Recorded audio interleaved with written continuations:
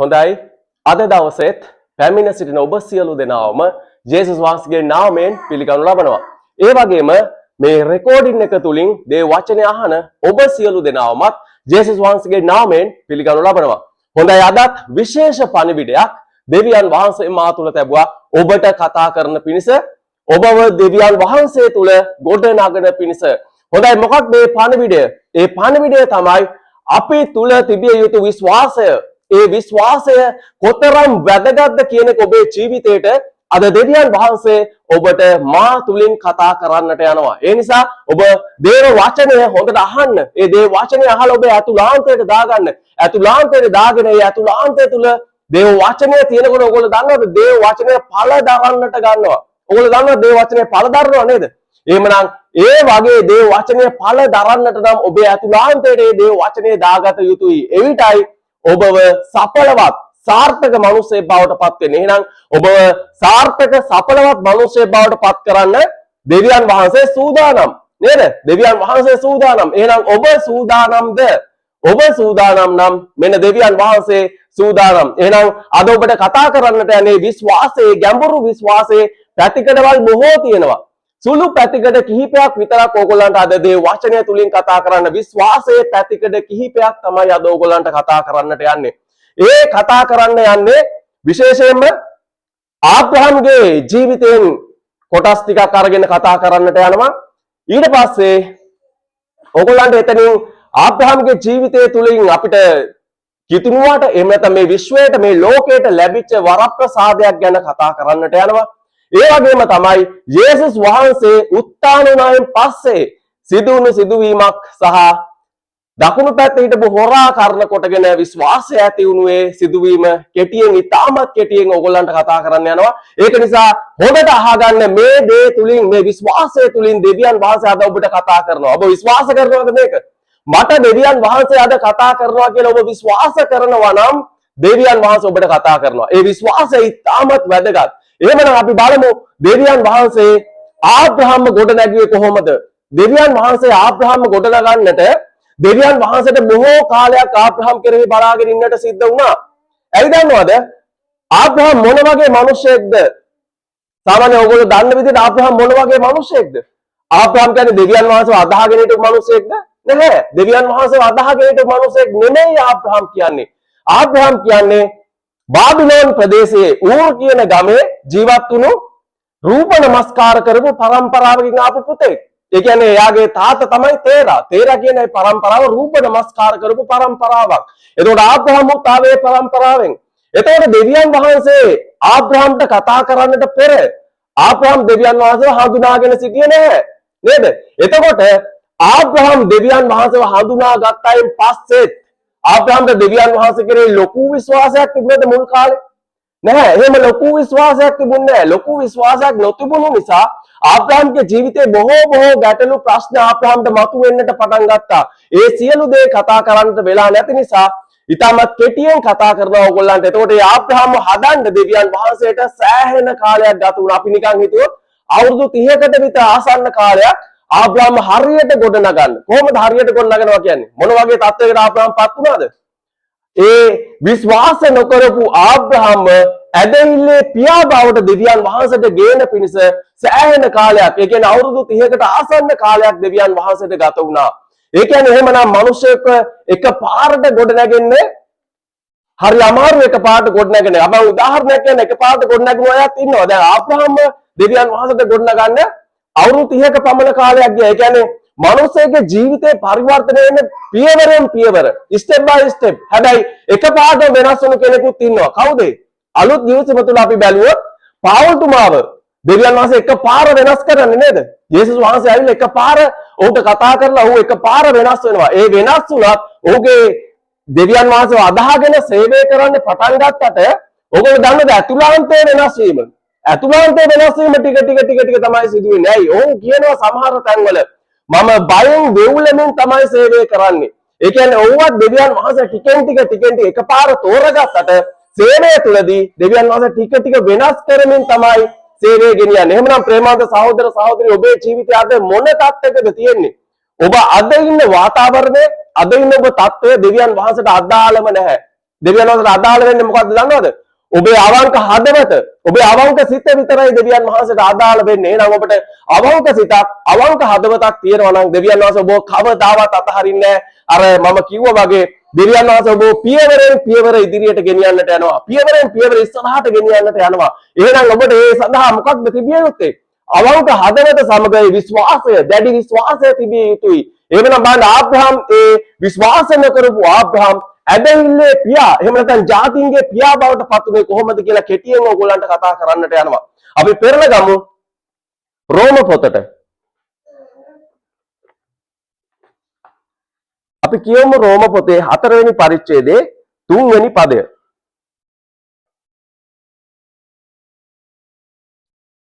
මක්නිසාද ලියවිල්ලේ කුමක් ලියා තිබේද? ආබ්‍රහම් දෙවියන් වහන්සේ විශ්වාස කළේය.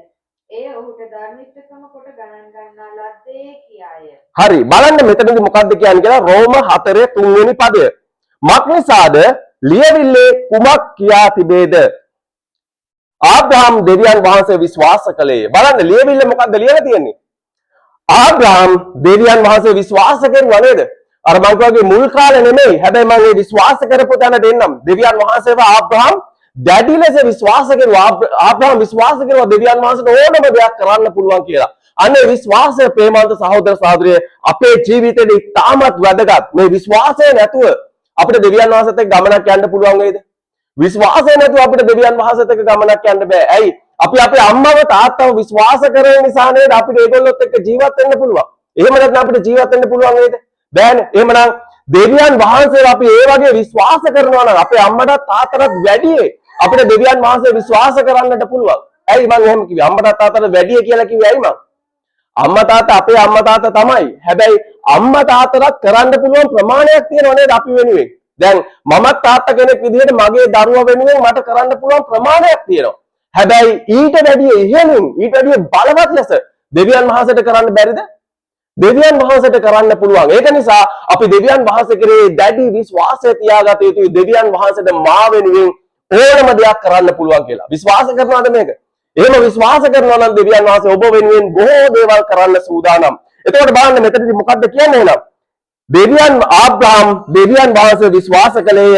ඒ ඔහුට ධර්මිෂ්ඨකම කොට ගණන් ගන්නා ලද්දේය. එතකොට මොකද්ද එහෙනම් මෙතනදී විශ්වාසය තමයි ධර්මිෂ්ඨකම කොට ගණන් ගන්න. බලන්න මේ විශ්වාසයට පැතිකඩක්. ඕගොල්ලෝ නිකමටවත් හිතුවද විශ්වාස කරන කෙනෙක් ධර්මිෂ්ඨ බවට පත් වෙයි කියලා? බලන්න ආබ්‍රහම් ධර්මිෂ්ඨෙක් වුණේ කොහොමද? දෙවියන් වහන්සේ විශ්වාස කිරීම තුලින්. එහෙමනම් ඔබේ විශ්වාසය තුලින් ඔබට දෙවියන් වහන්සේ තුල ධර්මිෂ්ඨෙක් වෙන්නට පුළුවන්. ඔයගොල්ලෝ දන්නවා ධර්මිෂ්ඨෙක් වෙනවා කියන එක ලේසි කාර්යයක්ද? ඇත්තටම කියනවා නම් හැමෝම ගොඩක් අය අහන්න කැමති ඉන්නේ වෙන කෙනෙක්ගේ මුඛෙන් ඔයා නම් හරි ධර්මිෂ්ඨයි. ඔයා හරි හොඳ කෙනෙක් කියලා අහන්න කැමති නැද්ද? ධර්මිෂ්ඨ කෙනෙක් කියලා අහන්න කැමති. එහෙමනම් ඒ ධර්මිෂ්ඨකමට හැබැයි ගොඩ නැගෙන්න ඕනේ. ඒ ධර්මිෂ්ඨකමට යන්න ඕනේ. එහෙමනම් දෙවියන් වහන්සේ විශ්වාස කරනකොට ඔබ දන්නවද ඔබ හිතන්නේවත් නැතුව ඔබ ධර්මිෂ්ඨ බවට පත් වෙලා. එහෙමනම් ප්‍රේමාන්ත සහෝදර සහෝදරිය ඔබ දෙවියන් වහන්සේ විශ්වාස කරන මිනිසෙක්ද? ඔබ ධර්මිෂ්ඨෙක්. විශ්වාස කරනවද මේක? ඔබ විශ්වාස කරනවා නම් දෙවියන් වහන්සේව හරියට දැඩි ලෙස විශ්වාස කරන්න. අර ලබ්ධිය කියලා කියන්නේ අපි ලබ්ධි මාර්ගයේ ලබ්ධිය දැඩි ලෙස තියාගන්න. එතකොට දෙවියන් වහන්සේ තුල ඔබ ධර්මිෂ්ඨ මිනිසෙක් බවට පත් වෙනවා. හොඳයි මෙතනින් එහාට මේක වැඩිපුර කතා කරන්න වෙලා නැති නිසා අපි ඊළඟ පැත්තට යමු. අපි ඊට පස්සේ කියමු රෝම පොතේම 4 වෙනි පරිච්ඡේදයේ 18 වෙනි පදය. නුඹේ වංශය මෙසේ වන්නේ කියා තිබෙන ලෙස ආබ්‍රහම් බොහෝ ජාතීන්ගේ පියා වන පිණිස බලාපොරොත්තු වීමට ඉඩ නැති තැන බලාපොරොත්තුෙන් විශ්වාස කළේය. හරි. බලන්න මෙතනදී මොකද්ද කියන්නේ?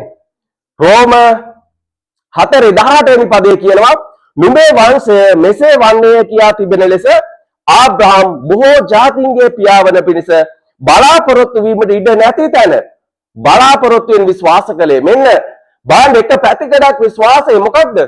බලාපොරොත්තුවක් නැහැ. බලාපොරොත්තු වෙන්න හිතා ගන්නටවත් බෑ. හැබැයි මොකද්ද කරලා තියෙන්නේ ආබ්‍රහම්? බලාපොරොත්තු වෙන්න ඉඩ නැති තැන, බලාපොරොත්තුවක් නැති තැන තමයි විශ්වාස කරලා තියෙන්නේ.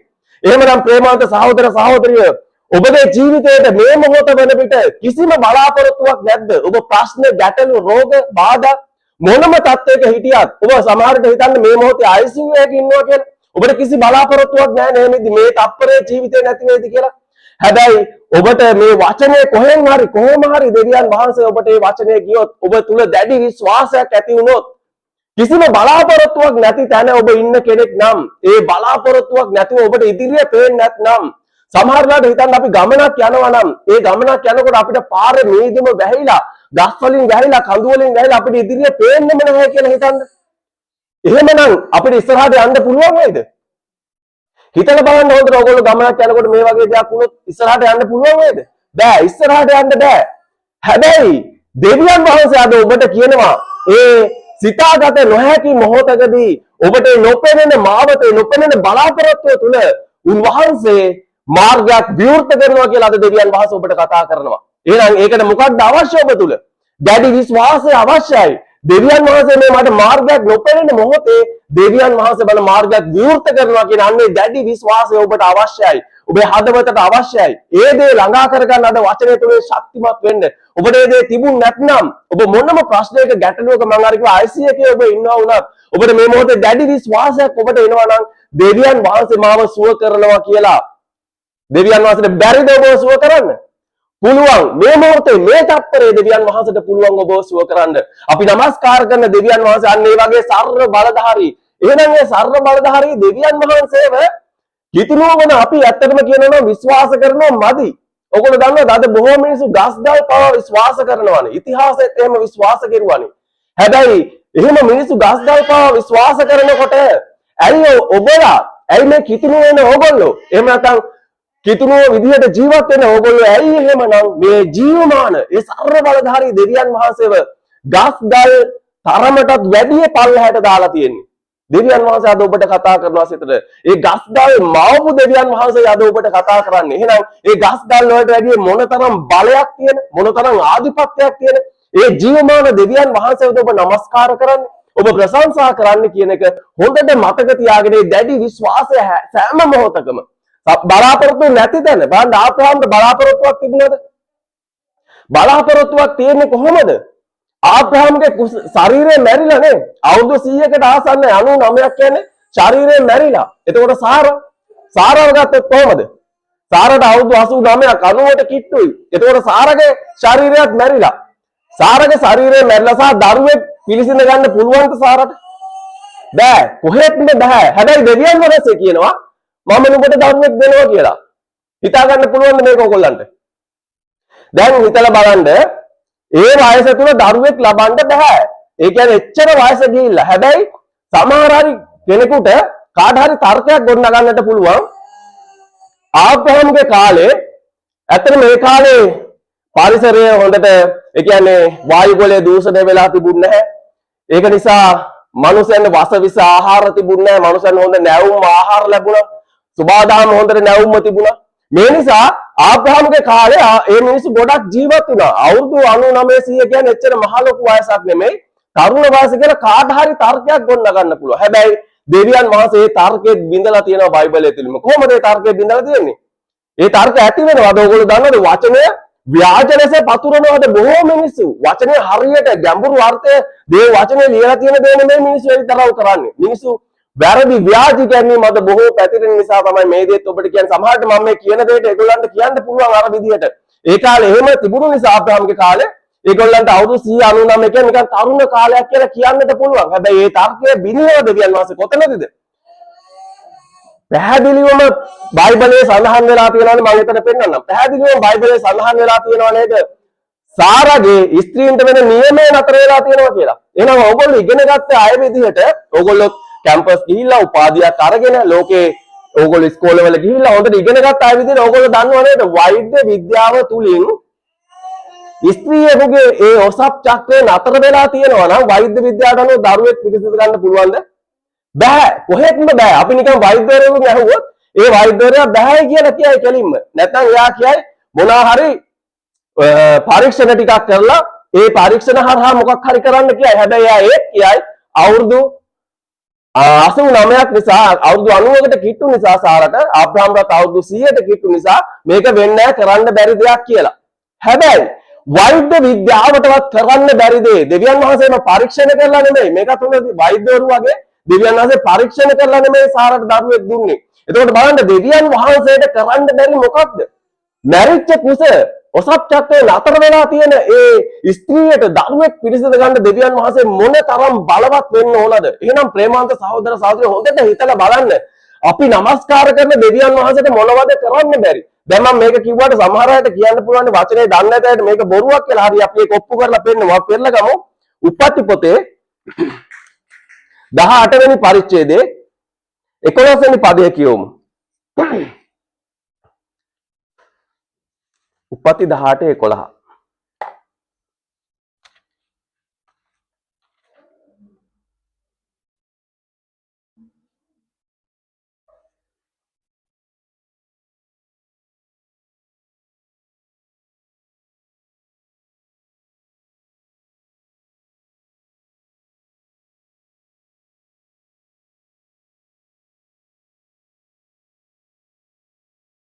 ආබ්‍රහම්ද සාරාද මහලුව වයෝවෘද්ධව සිටියෝය. ස්ත්‍රීන්ට ඇති නියමයේ සාරා පිළිබඳව නැවතී තිබුණේය. හරි. බලන්න මෙතන පැහැදිලිව ලියලා තියෙනව නේද? මොකක්ද ලියලා තියෙන්නේ? ආබ්‍රහම්ද සාරාද මහලුව වයෝවෘද්ධව සිටියෝය. ස්ත්‍රීන්ට ඇති නියමය සාරා පිළිබඳව නැවතී තිබුණේ. බලන්න පැහැදිලිව දේව වචනය තුල ලියලා තියෙනවා. එහෙනම් සාරාට දරුවෙක් පිළිසඳ ගන්නට පුළුවන්ද? බෑ. වෛද්‍ය විද්‍යාත්මකව බෑ මම මේ කියන්නේ. වෛද්‍ය විද්‍යාත්මකව බෑ. මොකද අද ලෝකයේ පිළිගන්නේ වෛද්‍ය විද්‍යාව නේද? බොහෝ අය පිළිගන්නේ වෛද්‍ය විද්‍යාව. නමුත් වෛද්‍ය විද්‍යාවට කරන්න බැරි දේ අපි নমස්කාර කරන සර්ව බලධාරී දෙවියන් වහන්සේට කරන්න පුළුවන්. ප්‍රේමවන්ත සහෝදර සහෝදරියන් ඔබ විශ්වාස කරනවා නම් ඔබේ දැඩි විශ්වාසය තියෙනවා නම් ඔබට දෙවියන් වහන්සේට එක්ක ලොකු ගමනක් යන්න පුළුවන්. සාර්ථක ගමනක් යන්නට පුළුවන්. හොඳයි. එහෙමනම් අපි ඊළඟ පදයට යමු. ඊළඟ පදේ බලන්න රෝම 4 වෙනි පරිච්ඡේදයේ අපි කියමු 21 වෙනි පදය. පොරොන්දු දේ ඉෂ්ට කරන්න උන්වහන්සේට පුළුවන් කියා නිසකවම විශ්වාස කළේය. හරි. බලන්න එතකොට පොරොන්දු දේ ඉෂ්ට කරන්න පුළුවන් කියලා මොකක්ද උනේ? නිසකවම විශ්වාස කරුවා. එහෙනම් මෙන්න විශ්වාසයේ තවත් පැතිකඩක්. එතකොට බලන්න මොකද්ද මේ නිසකකම තියෙන්න ඕනේ? විශ්වාස කරනවා නම් අර අද කිතුනුව සහ ලෝකාකාරය මොනවාද බොහෝ අය තුල තියෙන විශ්වාසය කොහමද? සැලෙනවනේ. දෙපැත්තට සැලෙනවා. දෙපැත්තට බැලෙනවා. හරියට අර මුහුදේ රළ හා සමානයි. මුහුදේ රළ එහාට ගහනවා මෙහාට ගහනවා. ස්ථිරව තියනවාද? මුහුදේ රළ කවදා හරි ස්ථිරව තියෙයිද? එහෙනම් අපි මිනිස්සු විදිහට මුහුදේ රළ හා සමාන වෙලා හරියන්නේ නැහැ. අපි ස්ථිර වෙන්න ඕනේ. විශ්වාසය තුළ ස්ථිර වෙන්නට ඕනේ. දැන් හිතලා බලන්න බොහෝ කිතුනුව දෙවියන් වහන්සේ තුළ අවිශ්වාසය ඇති වෙන්න හේතුව ඇයි? අවිශ්වාසය ඇති වෙන්න හේතුව තමයි කිතුනුවන්ට ලැබෙන වෙලාවට අන්න දෙවියන් වහන්සේ විශ්වාස කරනවා. දෙවියන් වහන්සේගේ ආශිර්වාද ලැබෙන වෙලාවට දෙවියන් වහන්සේ මට ආශිර්වාද කරුවා. දෙවියන් වහන්සේ මට මේ දේ කරුවා. දෙවියන් වහන්සේ මට අර දේ කරුවා කියලා බොහෝ සාක්ෂි දරනවා. හැබැයි දෙවියන් වහන්සේගෙන් දෙයක් නොලැබී ගියොත් මොකද වෙන්නේ? නොලැබී ගියොත් මොකද වෙන්නේ? ඕගොල්ලෝ දන්න විදිහට. ඇත්තටම කියනවා නම් දෙවියන් වහන්සේට අපේ හඬ ඇහෙන්නේ නැහැ. දෙවියන් වහන්සේට අපි කියන දේ තේරෙන්නේ නැහැ. දෙවියන් වහන්සේට අපිට සපයන්න බෑ. අපේ ඉල්ලීම දෙවියන් වහන්සේට ඉෂ්ට කරන්න බෑ. උන්වහන්සේ කොහෙද? දෙවියනේ මං කියන්නේ ඔයාට ඇහෙන්නේ නැද්ද? මෙන්න මේ වගේ දේවල් දෙවියන් වහන්සේට කියලා කොඳුරලා මොකද කරන්නේ අවසානයේ? අවසානයේ දෙවියන් වහන්සේගෙන් පසුබට වෙලා යනවා. ඒකට හේතුව වෙයි. යක්ෂයා තමයි මේ දේ දාන්නේ. දෙවියන් වහන්සේගෙන් අයින් කරන්න ඕන නිසා නුඹ ඉල්ලන දේ දෙවියන් වහන්සේට පේන්නේ නැහැ. දෙවියන් වහන්සේට දෙන්න බෑ. දෙවියන් වහන්සේගේ අත කොට වෙලා. ඒක නිසා දෙවියන් වහන්සේ තුල ඉඳලා වැඩක් නැහැ කියලා යක්ෂයා මොකද සිතුවිලි දාලා කරන්නේ? මම මේ යක්ෂයා දාන සිතුවිලි ගැන ඔබට කතා කරුවේ. ඒ සිතුවිලිත් හැබැයි ඔබට පාලනය කරන්න පුළුවන්. කොහොමද? ඔබ තුල අර මම අද වචනේ තුල කතා කරන්නේ දැඩි විශ්වාසය ඔබ තුල තියෙනවා නම් යක්ෂයා දාන සිතුවිලි වලට විරුද්ධව ඔබට ක්‍රියා කරලා දෙවියන් වහන්සේ තුල ශක්තිමත් වෙන්නට පුළුවන්. කොහොමද?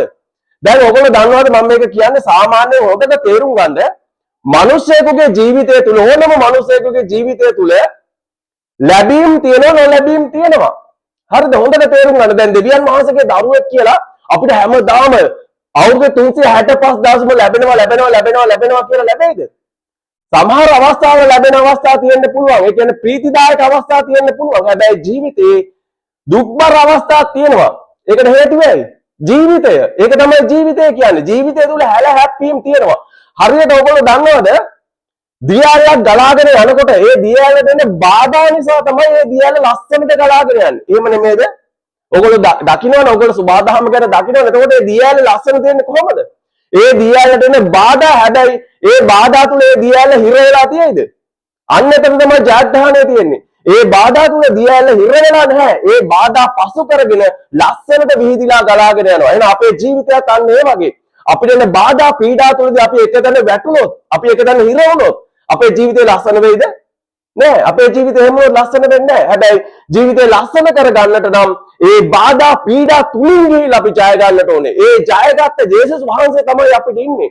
එහෙමනම් ඒ ජය ගන්න අපිට මොකද්ද තියෙන්න ඕනේ? අවශ්‍යම දේ විශ්වාසයේ නිසැකකම. ඒ නිසැකකම තියෙන්නට ඕනේ. එහෙනම් ප්‍රේමාන්ත සහෝදර සහෝදරිය, ඔබ කිතුණුවෙක් විදිහට හෝ ලෝකාකාර කෙනෙක් විදිහට හෝ ඔබට මේ වචනය අහන්න ලැබුණොත් අවසානයේත් ඒක අහන්න. එතකොට ඔබට දෙවියන් වහන්සේ කොහෙන් හරි ඔබට කතා කරා ඔබේ ජීවිතේ ශක්තිමත් වෙන්න පිණිස, ඔබේ ජීවිතේ ගොඩනගෙන පිණිස, ඔබේ ජීවිතේ ගැලවීම ලබන පිණිස, ඔබ මේ දේශනාව මුලින් ඉඳලා අග දක්වා අහුවොත් ඔබට කොහෙන් කොතනදී හෝ දෙවියන් වහන්සේ කතා කරා. ඒක නිසා ජීවිතේ ලස්සන කර ගන්නට නම් ප්‍රශ්න කරදර ගැටලු වෙන එක නවතින එක නෙමෙයි ජීවිතේ ලස්සනකම කියලා කියන්නේ.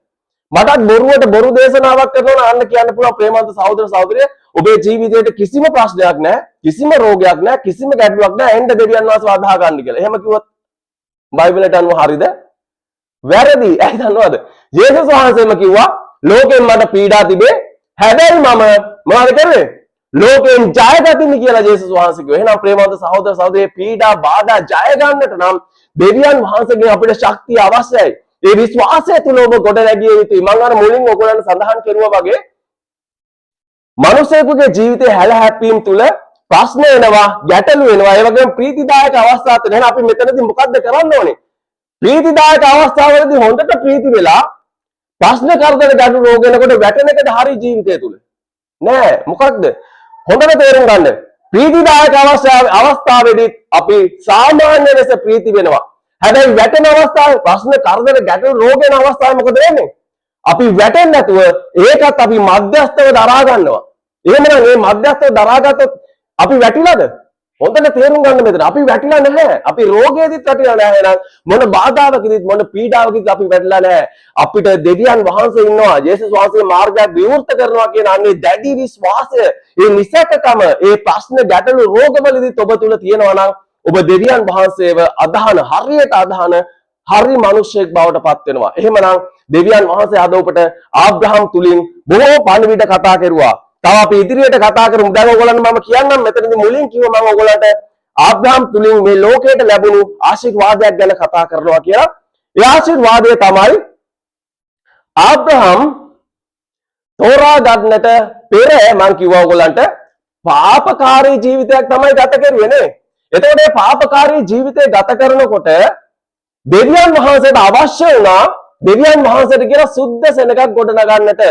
එතකොට දෙවියන් වහන්සේ ඒ වෙනකොට දෙවියන් වහන්සේ තුල ගමන් කරන සුද්ධ සෙනඟක් හිටියද? ආබ්‍රහම තෝරා ගන්නට පෙර නැහැ. සුද්ධ සෙනඟක් හිටියේ නැහැ. හැබැයි දෙවියන් වහන්සේට අවශ්‍ය වුණා උන්වහන්සේටම කියලා සුද්ධ සෙනඟක් ගොඩනගන්නට. ඒකට විශාල කාරණයක්, දෙවියන් වහන්සේගේ විශාල සැලැස්මක් තියෙනවා. ඒ සැලැස්මට යන පිණිස උන්වහන්සේට අවශ්‍ය වුණා උන්වහන්සේටම කියලා මිනිසෙක් තෝරා ගන්නට. ඒ මිනිසා තමයි ආබ්‍රහම්. එතකොට ඒ ආබ්‍රහම්ව තෝරාගෙන ආබ්‍රහම් තුලින් දෙවියන් වහන්සේ ඊසාක් බිහි කරලා, ඊසාක් තුලින් යාකෝබ් බිහි කරලා, යාකෝබ් තුලින් ගෝත්‍ර 12ක්, ඒ කියන්නේ වංශ 12ක් බිහි කෙරුවා දෙවියන් වහන්සේ. ඒ ගෝත්‍ර 12න් යුදා ගෝත්‍රයෙන් තමයි යේසුස් වහන්සේ මේ පොළොවට ආවේ. එතකොට ඒ යුදා ගෝත්‍රයේ යේසුස් වහන්සේ මේ පොළොවට ආවේ ඒ සුද්ධ පරම්පරාවක් දෙවියන් වහන්සේටම කියලා උන්වහන්සේ වෙන් කරගත්ත නිසා නේද? එහෙම නැත්නම් හොඳට හිතලා බලන්න, දෙවියන් වහන්සේ වෙත සුද්ධ සෙනඟක් හිටියේ නැතිනම් යේසුස් වහන්සේට මේ පොළොවට එන්න පුළුවන් වේද? බෑ. මේ පොළොවට එන්න බෑයි. අසුද්ධ පරම්පරාවක්, එහෙම නැත්නම් අසුද්ධ ස්ත්‍රියක් තුලින් යේසුස් වහන්සේට මේ පොළොවට එන්නට බෑ. උන්වහන්සේ මේ මාවත වැඩක් තියෙද අසුද්ධ ස්ත්‍රියක් තුලින්? නෑ. එහෙම එන්න බෑ. එහෙම ඒක තමයි දෙවියන් වහන්සේගේ සැලැස්ම. බලන්න, ආබ්‍රහම තෝරා ගැනීම තුල යේසුස් වහන්සේව යුදා වංශයෙන් තෝරාගෙන යේසුස් වහන්සේව සුද්ධ පරම්පරාවක් තුලින් උන්වහන්සේ මේ පොළොවට පැමිණියා. එහෙනම් ඒ පොළොවට පැමිණීම තුල බලන්න ආබ්‍රහම් කර්ණ කොටගෙන යේසුස් වහන්සේ දක්වා ඒ පරම්පරාව තුලින් අද අපට ගැලවීම ලැබිලා නැද්ද? අද උපදින දරුවටත් උන්වහන්සේ ගැලවීම දීලා ඉවරයි. එහෙමනම් බලන්න, හොඳට තේරුම් ගන්න දෙවියන් වහන්සේගේ සැලැස්ම. මේවා පුදුමාකාර සැලසුම්, මනුෂ්‍යයට නොතේරෙන සැලසුම්. දෙවියන් වහන්සේ දැන් ඒවා එලිදරව් කරනවා. උන්වහන්සේ ඒ සුද්ධ සෙනගව ගොඩ නැගිය උන්වහන්සේට මේ පොළවට එන්න පිණිස. මොකද උන්වහන්සේට අසුද්ධ පරම්පරාවක් තුලින් මේ පොළවට එන්නට බෑ. ඒක නිසා ආබ්‍රහම් තුලින් අදත් ලෝකයේ ආශිර්වාද ලබනවා නේද? ආබ්‍රහම්ට ආශිර්වාද කරන අය ආශිර්වාද කරනවා කියලා දෙවියන් වහන්සේ කිව්වා. එහෙනම් අදත් මේ පොළවේ අය බොහෝ අය ආශිර්වාද ලබන්නේ ආබ්‍රහම් කරුණ කොටගෙන. මේ ආබ්‍රහම් තුල තිබුණ මොනවාද මේ? විශ්වාසය. අද ආබ්‍රහම් තුල තව බොහෝ දේවල් තිබුණා. අද ඕගොල්ලන්ට කතා කරන විශ්වාසය. ඒ ආබ්‍රහම් තුල තිබුණේ දැඩි විශ්වාසය නිසා අදත් යුදෙව්ව සහ අන්‍ය ජාතීන් ආශිර්වාද ලබනවා. එතකොට බලන්න ආබ්‍රහම් තව එක පැතිකඩක් මම ඕගොල්ලන්ට පෙන්නලා ඊටු කොටසට යන්නම් වෙලාව නැති නිසා. තව විශේෂ පැතිකඩක් තියෙනවා. ආබ්‍රහම් දැන් දෙවියන් වහන්සේ සෑහෙන දුරට ගෙනල්ලා. අර මම කියවනේ අවුරුදු ගාණක් ගියා ආබ්‍රහම් ගොඩනගන්න එක. දැන් ආබ්‍රහම් මේ කියන තැන වෙනකොට දෙවියන් වහන්සේ ආබ්‍රහම් හොඳටම ගොඩනගලා. හරිද? හොඳටම ගොඩනගලා දෙවියන් වහන්සේ කියනවා බලන්න අපේ දෙවියන් වහන්සේගේ හැටි. දෙවියන් වහන්සේ සමහර අවස්ථාවල මේ වගේ මටත් කිව්වා. උන්වහන්සේ මට ක්‍රම දෙකක් දුන්නා. උන්වහන්සේ මට දේවල් ඒ කියන්නේ ඔප්ෂන් දෙකක් දීලා මේ ඔප්ෂන් දෙකෙන් ඔයා මොකක්ද තෝරගන්න කියලා. ඒ වෙනකොට දෙවියන් වහන්සේ මාව ගොඩාක් ගොඩනගලා. මට හැමදේම කියන්නට වෙලා නැහැ. ඒ ඔප්ෂන් දෙකෙන් හැබැයි දෙවියන් වහන්සේව තෝරගන්න පිණිස උන්වහන්සේ මාව පෙළඹෙව්වා. ඒ කියන්නේ ඒ තරමට උන්වහන්සේ මාව ගොඩනගලා තමයි ඒ ඔප්ෂන් දෙක දුන්නේ. ඔයාලා හිතන්න නිකන් මාව ගොඩනගන්න නැතුව අර ආබ්‍රහම්ගේ මුල් කාලේ මාව ගොඩනගන්න නැතුව උන්වහන්සේ මට ඒ ඔප්ෂන් දෙක දුන්නා නම් මම ඒ දෙකෙන් මොනවා ගන්නේද? දෙවියන් වහන්සේව ගන්න නැහැ කවදාවත්. ඇයි හේතුව? දෙවියන් වහන්සේ මාව විශ්වාස කරන්නේ නැහැ ආබ්‍රහම් වගේ කාලේ වෙනකොට. හැබැයි දෙවියන් වහන්සේ මාව ඒ තරමටම ගොඩනගලා තමයි ඒ ඔප්ෂන් දෙක දුන්නේ. උන්වහන්සේ අතහරින්න බැරි තරමට. ආබ්‍රහම්ටත් මෙන්න මේ දේ තමයි දෙවියන් වහන්සේ කෙරුවේ. මම මේ දේ අත්දැකීමෙන් ඔබට කියන්නේ. දෙවියන් වහන්සේගේ අවබෝධය තුලින් උන්වහන්සේ දුන්න අවබෝධය තුලින් තමයි කතා කරන්නේ. එතකොට ආබ්‍රහම්ටත් දෙවියන් වහන්සේ මේ දේම තමයි කෙරුවේ. අවුරුදු 30ක පමණ කාලයක් ආබ්‍රහම් ගොඩනගලා ආබ්‍රහම් දෙවියන් වහන්සේ ආබ්‍රහම්ට කියනවා නුඹට මම දුන්නු එකම පුත්‍රයා මට පූජාවක් කරලා ඔප්පු කරන්න කියලා. කොහොමද තියේද මේ කාරණේ ඔබට කතා කරුවොත්? ප්‍රේමවන්ත සහෝදර සහෝදරියෝ ඔබට දරුවෝ ඉන්න අය වෙන්නට පුළුවන්. නිකමට හිතලා බලන්න දෙවියන් වහන්සේ ඔයගොල්ලන්ට කිව්වොත් දරුවෝ පූජාවක් කරලා ඔප්පු කරන්න කියලා කොහොමද තියේද?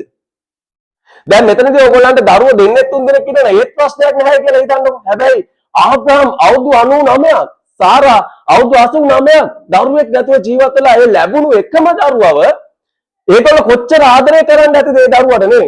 සාමාන්‍යයෙන් එහෙමනේ. දරුවෙක් නැතුව ඉඳලා ලැබිච්ච දරුවට ඒ දෙමව්පිය කොච්චර ආදරය කරනවද? එහෙමනම් එහෙම දරුවව දෙවියන් වහන්සේ කියනවා පූජාවක් කරලා මට ඔප්පු කරන්න කියලා. කොහොමද මේ ඔප්පු කරන්නේ? නිකම් පූජාවක් නෙමෙයි. බෙල්ල කපලා ගිනි පූජාවක්. ඒ කියන්නේ දවන පූජාවක්. දරුවෝ පුච්චන්නත් ඕනේ. හිතලා බලන්න පොඩ්ඩක්. සාමාන්‍යයෙන් කෙනෙකුගේ අනිත් කෙනෙකුගේ අතුලාන්තය තව කෙනෙකුට තේරෙන්නේ නැහැ. ඒක තේරෙන්නේ නැති නිසා තමයි දෙවියන් වහන්සේ මේ දේවල් එලිතරව් කරන්නේ. සාමාන්‍යයෙන් තුවාලයක් තියෙන කෙනා නේද තුවාලේ වේදනාව දන්නේ. හැබැයි එහෙනම් ආබ්‍රහම්ට මේ මොන තත්වයක් එන්න ඇතිද කියලා ඔයගොල්ලන්ට හිතා ගන්නටවත් පුළුවන්. තමන්ගේ එකම දරුවා ආදරය කරන මේ දරුවව ගිනි පූජාවක් කළා දෙවියන් වහන්සේ ඔප්පු කරන්න කියලා කියනවා. ඔහුට හිතා ගන්න පුළුවන් වේද? මොනා කරන්න ඇද්ද උනේ? ඇත්තටම ඔහුට ඒක මොන වගේ තත්වයක් උදා වෙන්නට ඇත්තටම මට දැන් පුංචි දරුවෙක් ඉන්න නිසා දෙවියන් වහන්සේ මට ඒ වගේ දෙයක් කිව්වොත් ඇත්තටම මට කරන්න බැරි වෙයි. ඇයි නිකන් හිතලා බලන්න දරුවෝ කොහොමද බෙල්ල කපලා ගිනි තියලා පූජාවක් කරන්නේ කොහොමද ඒක? සමහර විට මට දෙවියන් වහන්සේට මම අර කිව්වේ දෙවියන් වහන්සේ පිටුපාන්නත් බැරි නිසා සමහරට දෙවියන් වහන්සේට කිව්වා ඔයා කැමති දෙයක් කරන්න කියලා. ඇයි මට ඒක කරන්න බෑ. හරි අමාරු දෙයක්. එහෙනම් ආබ්‍රහම් මේ දේ කෙරුවේ කොහොමද? ආබ්‍රහම් කරන්න නෙමෙයිද ගියේ? ආබ්‍රහම් බොරුවක් කරන්න තන්න කියලා හොඳට තේරුණා. නිකන් දර ටිකකුත් තරම් ගින්දරක් තරම් කඳුරට කියලා බොරුවක් කරන්න හිතාගෙන ගියේ නෑ. ඔක්කොම හරියට ලැහැත්ති කළා. ඊසාක ඒ පූජාසනේ උඩ තියලා පිහිය ගත්තේ බෙල්ල කපන්නම තමයි. ආයේ මේ විහිළු කරන්න නෙමෙයි. එහෙනම් බලන්න ආබ්‍රහම් මේ වගේ මිනිස්සෙක් බවට දෙවියන් වහන්සේ පත් කෙරුවා. එහෙමනම් ප්‍රේමවන්ත සහෝදර සහෝදරියෝ ඔබ ඉන්න තැනින් දෙවියන් වහන්සේට ඔබේ විශ්වාසය, ඒ දැඩි විශ්වාසය තුල ඔබව ඕනම තැනකට ගොඩනගන්න දෙවියන් වහන්සේට පුළුවන්. මෙන්න මේක විශ්වාස කරන්න. ඔබ දැඩිව විශ්වාස කරන්න ඔබේ ජීවිතය තුල දෙවියන් වහන්සේට ඔබව ඕනම තැනකට ගෙනියන්න පුළුවන්. ඔබව ධර්මශ්‍රේෂ්ඨ බවට පත් කරන්නට පුළුවන්. එහෙමනම් ආබ්‍රහම් ඒ පූජාව ඔප්පු කරන්න යනකොට මම ඔයාලට මේ කතාවත් කියලා මේ ආබ්‍රහම්ගේ පරිච්ඡේදය අවසන් කරන්නම්. එතකොට ඒ පූජාව ඔප්පු කරන්න යනකොට ඊසාක් අහනවා පියාණෙනි ගින්දරක් දරක් තියෙනවා පූජාව පිණිස බැටළුවකෝ කියලා අහනවා. හැබැයි ආබ්‍රහම් මොනවද කියන්නේ? අන්න බලන්න දැඩි විශ්වාසය කියන දේ එතනට එන්නේ. ආබ්‍රහම් කියනවා බැටළුවා දෙවියන් වහන්සේව සපයා ගනී කියලා. බලන්න මොනතරම් විශ්වාසයක් තියෙන මේ තමන්ගේ පුතාව පූජා කරන්න, ගිනි පූජාව කරලා ඔප්පු කරන්න යන ගම. තමන්ට එන්නේ ඕගොල්ලෝ හිතන දෙක වචනයක් කතා කරගන්න පුළුවන් වේද කියලා. ඒ වගේ අවස්ථාවක හැබැයි ආබ්‍රහම්ට මේ මොහොතේ දැඩි විශ්වාසයක් තිබුණා දෙවියන් වහන්සේ ගැන. එක්ක දෙවියන් වහන්සේ බැටළුවෙක් සපයා දෙයි. එහෙම නැත්නම් මොකද්ද? එහෙම නැත්නම් ඊසාක මරණයටපත් වුණත් දෙවියන් වහන්සේට නැවත ජීවනය දෙන්න පුළුවන් කියන විශ්වාසය ආබ්‍රහම් තුල තිබුණා. එහෙමනම් ප්‍රේමවන්ත සහෝදර සහෝදරි අපි එතනට ගිහිල්ලා බලමු. අපි පෙරලගම උප්පත්ති 22 7 සහ 8 අපි කියවමු.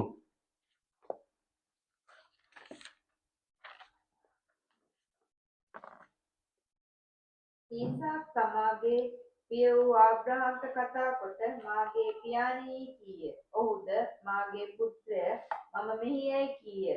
ඔහු බැලුව මැනවි. ගින්දරක් දරත් තිබේ. එහෙත් දවන පූජාවට බැටළු පැටවා කොයිදයි කීවේය. ආබ්‍රහම් මාගේ පුත්‍රය දෙවියන් වහන්සේම දවන පූජාවක් පිණිස බැටළු පැටවා සපයා ගන්නවා ඇතැයි කීවේය. බලන්න මෙතනදී පැහැදිලිව කියනවා නේද ඊසාක අහනවා පියාණනි දරත් ගින්දරක් තියෙනවා පූජාවට කොහෙද බැටළු පැටවා කියලා ඊසාක අහනවා. එතකොට 8 වෙනි පදේ ආබ්‍රහම් කියනවා මාගේ පුත්‍රය දෙවියන් වහන්සේම දවන පූජාවක් පිණිස බැටළු පැටවා සපයා ගන්නවා ඇතැයි කිව්වේ. බලන්න ආබ්‍රහම් කියන දේ මොනතරම් විශ්වාසයක් තියනවාද දෙවියන් වහන්සේ කෙරෙහි. දෙවියන් වහන්සේ එක්ක බැටළු පැටවව සපයා දෙනවා. එහෙම නැත්නම් පුතා මරණයටපත් වුණත් උන්වහන්සේට නැවත ජීවනය දෙන්න පුළුවන් කියන දැඩි විශ්වාසය ආබ්‍රහම් තුල තියෙනවා. එහෙනම් ප්‍රේමන්ත සහෝදර සහෝදරි ඔබේ ජීවිතය තුල ඒ දැඩි විශ්වාසය ඇති කරගන්න. එවිට ඔබට දෙවියන් වහන්සේ සමග ලොකු ගමනක් ඉස්සරහට ගමන් කරන්නට පුළුවන්. ඒක ඔබේ ජීවිතේ ලොකු ආශිර්වාදයක් වෙයි. හොඳයි ආබ්‍රහම්ගේ කතාව අපි ඉවර කරලා වෙලාව යන නිසා ඊට පස්සේ අපි පෙරලගමු යොහාන් පොතට. යොහාන් පොතේ 20 වෙනි පරිච්ඡේදයේ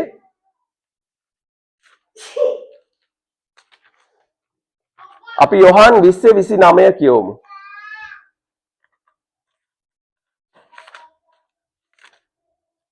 නුඹ මා දුටු බැවින් විශ්වාස කළේය. නොදුටු නමුත් විශ්වාස කළා වූ අය ආශිර්වාද ලද්දෝයයි යේසුස් වහන්සේ කීසේක. හරි. බලන්න මෙතනදී මේ මොකද්ද සිදුවීම කියලා මම ඔයාලට කෙටියෙන් පැහැදිලි කරන්නම්. යේසුස් වහන්සේ උත්තාන වෙලා ගෝලයෝ ඉන්න තැනට ඇවිල්ලා යේසුස් වහන්සේ කතා කරනවා නේද? යේසුස් වහන්සේ කතා කරන තැන හැබැයි තෝමස් ඉන්නේ නැහැ. තෝමස් හිටියේ නැහැ කතා කරන වෙලාවේදී. එතකොට ඒ ගෝලයා කිව්වහම තෝමස් කියන්නේ මොනවද? මම යේසුස් වහන්සේ මේ කුරුස ඇන ගහපු තැන් වලට ඇඟිලි දාලා අත දාලා බලනකම් මම විශ්වාස කරන්නේ නැහැයි කියලා කියනවා. එතකොට ඊට පස්සේ තව වෙලාවකදී යේසුස් වහන්සේ කොහොමද එන්නේ? දොරවල් වහලා තියෙන වෙලාවේ හොඳට තේරුම් ගන්න. දොරවල් වහලා තියෙන වෙලාවේ යේසුස් වහන්සේ එනවා. කොහොමද මිනිසෙකුට පුළුවන් දොරවල් වහලා තියෙනකොට දොරවල් අරින්න නැතුව ඇතුළට එන්න? හැබැයි එතකොට යේසුස් වහන්සේගේ අපිට හිතා ගන්න පුළුවන් යේසුස් වහන්සේගේ ශරීරය මොකක්ද? අපි තුල මේ දැන් තිබෙන ශරීරය නෙමෙයි. යේසුස් වහන්සේ තුල පරණ තිබුණු ශරීරය නෙමෙයි. මොන ශරීරයද මේ? දෙවියන් වහන්සේ විසින් දුන්නා වූ මහිමාන්විත ශරීරය. ඒ ශරීරයට දොරවල් ඇරලා වහලා තිබුණත් ඒ තුලින් ඇතුල් වෙන්න පුළුවන්. එහෙමනම් බලන්න එතකොට හැබැයි ආත්මෙකුත් නෙමෙයි. ආත්මෙකුත් නෙමෙයි. යේසුස් වහන්සේ කියනවා ආත්මයකට නැති මගේ ශරීරය අල්ලලා බලන්න කියලා යේසුස් වහන්සේ කියනවා. එතකොට එන ආත්මයකටත් දොර වහලා තියෙද්දි ඇතුළට එන්න පුළුවන් නේ. එහෙනම් බලන්න මෙතනදී මහා ගැඹුරු අර්ථයක් තියෙනවා. එතකොට නිකන් ශරීරයකුත් නෙමෙයි, මහිමාන්විත ශරීරයක්. හැබැයි ආත්මය විතරකුත් නෙමෙයි, ශරීරයක් තියෙනවා. හිතලා බලන්න ආත්මයකට විතරයි දොර වහලා තියෙද්දි එන්න පුළුවන්. හැබැයි යේසුස් වහන්සේගේ මේ මහිමාන්විත ශරීරයත් සමග ආත්මයක් තියෙනවා. එතකොට ශරීරය පිටින්ම උන්වහන්සේට ඇතුළට එන්න පුළුවන්. එතකොට බලන්න එහෙනම් ඔබවත් මාවත් මේ தත්තර දෙවියන් වහන්සේ පත් කරන්න සූදානම්. අනාගතයේදී මේක ඔබ විශ්වාස කරනවද? මේ අවසාන කාලේ මේ දේ විශ්වාස කරන් උන්වහන්සේගේ ඔසවා ගැනීමේදී අපව ඔසවා ගන්න මේ ශරීරය නෙමෙයි. මහිමාන්විත ශරීරයකින් යුක්තව. ඒ ශරීරය කවදාවත් විනාශ වෙන්නේ නැහැ. ඒ ශරීරය සදාකාලිකව දෙවියන් වහන්සේ තුල ජීවත් වෙන්නට පුළුවන් ලස්සන ජීවිතයක් ගත කරන්නට පුළුවන් ජීවිතයක් තමයි දෙවියන් වහන්සේ අපිට දෙන්නට යන්නේ. එහෙමනම් මම ඒ ගැන වැඩි කතා කරන්නේ මේ අවසාන කාලේ ඒ ගැන වෙනම දේශනාවකින් ඕගොල්ලන්ට කතා කරන්නට යනවා ඉදිරියේදී. හැබැයි අද මේ විශ්වාසය ගැන කතා කරන්නේ අවසාන කාලය තුල ඔබේ විශ්වාසයත් ඉතාමත් වැදගත්. එහෙමනම් මේ විශ්වාසය තුල ගොඩනගන්නේ එතකොට බලන්න තෝමස් කියනවා යේසුස් වහන්සේ මෙන්න මගේ අත්වලට ඇලේට අත දාලා බලන්න අවිශ්වාස වෙනකොට මොනවද කියන්නේ? අවිශ්වාස වෙනකොට විශ්වාස කරන්න කියලා කියන. ඒතකොට තෝමස් මොනවද කියන්නේ? තෝමස් කියනවා මාගේ ස්වාමිනී මාගේ දෙවියනි කියලා කියනවා. බලන්න මෙතනදී එතකොට තව දෙයක් අපිට එළිදරව් වෙනවා නේද? අද බොහෝ අය කියනවා යේසුස් වහන්සේ දෙවියන් වහන්සේ නෙමෙයි කියලා. හැබැයි මෙතනදී අපිට ගන්න පුළුවන් එක දෙයක් තමයි තෝමස් එළිදරව් කරනවා දෙවියන් වහන්සේ කොහෙන්ද? ඉහළින් එළිදරව් කරන්නේ. ඒක තෝමස් එළිදරව් වුණ එක නෙමෙයි. මානසිකව එළිදරව් වෙච්ච එකක් නෙමෙයි. දෙවියන් වහන්සේ ඉහළින් තෝමස් එළිදරව් කරනවා මේ ස්වාමින් වහන්සේ තමයි දෙවියන් වහන්සේ කියලා. එහෙමනම් ප්‍රේමවන්ත සහෝදර සහෝදරිය ඒ බොරු වංචා සියල්ල පහ කරන පිරිස දෙවියන් වහන්සේ වචනේ අවශ්‍ය සියලුම දේ ලියලා තියෙනවා. එහෙමනම් බලන්න එතකොට ඊට පස්සේ අවසාන වශයෙන් කියන්නේ මොකක්ද? අවසාන වශයෙන් කියන්නේ මොකක්ද? අවසාන වශයෙන් කියනවා නුඹ දැකලා තමයි මා විශ්වාස කරන්නේ. හැබැයි නොදක විශ්වාස කරන අය මොනවාද? ආශිර්වාද ලද්දෝ. එහෙම නොදක බලන්නේ විශ්වාසය තවත් පැතිකඩක්. ඔබ දැකලා නැති වුණත් විශ්වාස කරනවා නම් ඔබ ආශිර්වාද ලද්දෙක් බවට පත් වෙනවා. මේක මොනතරම් වැදගත් කාරණාවක්. හැබැයි බොහෝ දෙනෙකුට කරන්න බැරි දෙයක්. ඇයි? අර තෝමස් වගේ තමයි බොහෝ අය. දකින්න නැතුව විශ්වාස කරන්නේ. අපෝ ඕක මම දැක්කොත් විතරයි විශ්වාස කරන්නේ. ඔය දේ මම ජේසුස් වහන්සේ කුරුසේ යන ගහනවා දැක්කේ නෑනේ. මම දැක්කම විශ්වාස කරනවා. එහෙම කියන අයට කවදාවත් ගැලවීම තියෙයිද? නෑ. කවදාවත් ගැලවීම නෑ. හැබැයි ප්‍රේමවන්ත සහෝදර සහෝදරිය ඔබ මේ සභාවේ ඉන්නේ ඔබ වාසනාවන්තයි. ඇයි? ඔබ නොදක ජේසුස් වහන්සේ කුරුසේ යන ගැහුවා සහ නොදක ඔබ ජේසුස් වහන්සේ උත්තාන වුණා කියන එක විශ්වාස කරන මිනිස්සෙක් නිසා ඔබ ආශිර්වාද ලද්දෙක්. මම නෙමෙයි කියන්නේ ජේසුස් වහන්සේ නේද කිව්වේ? නොදක විශ්වාස කරන අය ආශිර්වාද ලද්දෝ. එහෙමනම් ඒ ආශිර්වාදය දෙවියන් වහන්සේ ඔබට දීලා තියෙනවා. වෙලාව යන නිසා තව බොහෝ දේවල් කතා කරන්න තිබුණා. තව එකම එක කාරණයක් කතා කරන්න. ඒ කාරණය තමයි දකුණු පැත්තේ හිටපු හොරා. මොකද්ද කියන්නේ? දකුණු පැත්තේ හිටපු හොරා කියනවා වම් පැත්තේ හිටපු හොරා කියපු කතාවට ඒකට විරුද්ධවත් කතා කරලා ස්වාමිනී ඔබ රාජ්‍යයෙන් එන විට මාව සිහි කරන්න කියලා කියනවා.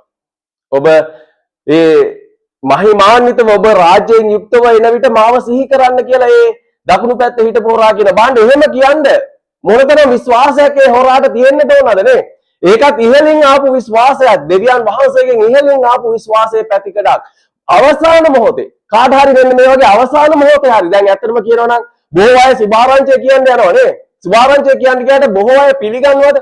සමහරට ස්වල්ප පිරිසක් පිළිගන්න පුළුවන්. හැබැයි බොහෝ අය පිළිගන්නේ. හැබැයි ඒගොල්ලන්ට දෙවියන් වහන්සේ දුන්නු එක අවස්ථාවක් තමයි ඔබේ මරණයේ අවසාන මොහොතේ අවසාන තප්පරේ හෝ ඔබ දෙවියන් වහන්සේව යේසුස් වහන්සේ පිළිගන්නට සූදානම් නම් අර දකුණු පැත්තේ හිටපු හොරාව එක ආදර්ශයකට අපිට ආදර්ශයකට උන්වහන්සේ දීලා ගිහිල්ලා තියෙන්නේ. ඒ දකුණු පැත්තේ හොරාව දෙවියන් වහන්සේ ස්පර්ශ කරලා ඔහුට ඉහළින් තමයි යේසුස් වහන්සේ ඔබ රාජ්‍යයෙන් යුක්තව ඔබ එන කලමාව සිහි කරන්න කියන මේ වචනය ඉහළින් ආපු දෙයක්. එහෙමනම් ඒ අවස්ථාව ඔබටත් තියෙනවා. ප්‍රේමවන්ත සහෝදර සහෝදරිය ඔබ විශ්වාස කරුවේ නැති වුණත් ඔබේ අවසාන මොහොත අවසාන තප්පරේදී හරි ඔබට ස්වර්ගික ජීවිතය අවශ්‍ය නම් යේසුස් වහන්සේව පිළිගන්න. එහෙම පිළිගත්තොත් ඔබට හරියට හැබැයි අවංකව බොරුවට පිළිගැනීම නෙමෙයි. ඒ දකුණු පැත්තේ හිටපු හොරා ඇත්තටම අවංකව පිළිගත්තා. ඔහු පිළිගත්ත අපි කරපු වැරදි වලට අපි නිසකවම දඬුවම් විඳිනවා. හැබැයි මෙතුමා මේ යේසුස් වහන්සේ කිසිම වරදක් නොකර තමයි මෙයා දුක් විඳින්නේ කියන දේ ඔහු පිළිගත්තා. ඒ පිළිගැනීම තුළ ඔහුට විශ්වාසය ඉහළින් පැමිණිච්ච විශ්වාසයක්. එහෙමනම් ඔබට අවසාන වශයෙන් ඔබ විශ්වාස කරනවා නම් ඔබ පිළිගන්නවා නම් යේසුස් වහන්සේව ඔබට ගැලවීම තියෙනවා. එහෙමනම් ඔබට අද දෙවියන් වහන්සේ බොහෝ දේවල් කතා කරුවා. මම හිතනවා ඔබේ දැඩි විශ්වාසය, ඒ විශ්වාසයේ පැතිකඩ බොහෝ ගණනාවක් කතා කරුවා. ඒ තුළ දෙවියන් වහන්සේ ඔබට යම් කිසි තැනකින් කතා කරන්නට ඇති කියලා විශ්වාස කරනවා. එහෙනම් ඔබේ ජීවිතය ඒ විශ්වාසය තුළ ඔබට විශ්වාසය නැද්ද? ඔබ කොහේ කොතැනක මේ ලෝකේ මොනම තැනක හිටියත් මේ තප්පරේ ඔබ ඉන්න වාතාවරණය දෙවියන් වහන්සේට අදාළම නැහැ. ඔබ දෙවියන් වහන්සේව දැඩි ලෙස විශ්වාස කරන්න, දැඩි ලෙස දෙවියන් වහන්සේ තුල ගමන් කරන්න, ඒ විශ්වාසය තව තව ඔබ තුල වර්ධනය කරගන්න. එහෙම වුණොත් ඔබට ආබ්‍රහම් වගේ විශේෂ මිනිසෙක් බවට දෙවියන් වහන්සේ තුල පත් වෙන්නට පුළුවන්. ඒ වගේම අද කතා කරපු අනිත් මිනිස්සු වගේ විශේෂ මිනිස්සු බවට ඔබට පත් වෙන්නට පුළුවන්. එහෙමනම් ප්‍රේමවන්ත සහෝදර සහෝදරිය ඔබට දෙවියන් වහන්සේ අද කතා කරුවා කියලා විශ්වාස කරනවා. වෙලාව යන නිසා අදට නවත්තනවා. තව බොහෝ කාරණා ඔබට දෙවියන් වහන්සේ එළිදරව් කරන්නට සූදානම්. එහෙමනම් මේ සභාව තුළ ඉන්න ඔබ සියලු දෙනාටමත් දේව වචනේ අහපු දෙවියන් වහන්සේ ඔබට ආශිර්වාද කරනසේක්වා. ඒ වගේම මේ වීඩියෝ එක තුලින් දේව වචනේ අහන ඔබ සියලු දෙනාටමත් දෙවියන් වහන්සේ ආශිර්වාද කරනසේක්වා.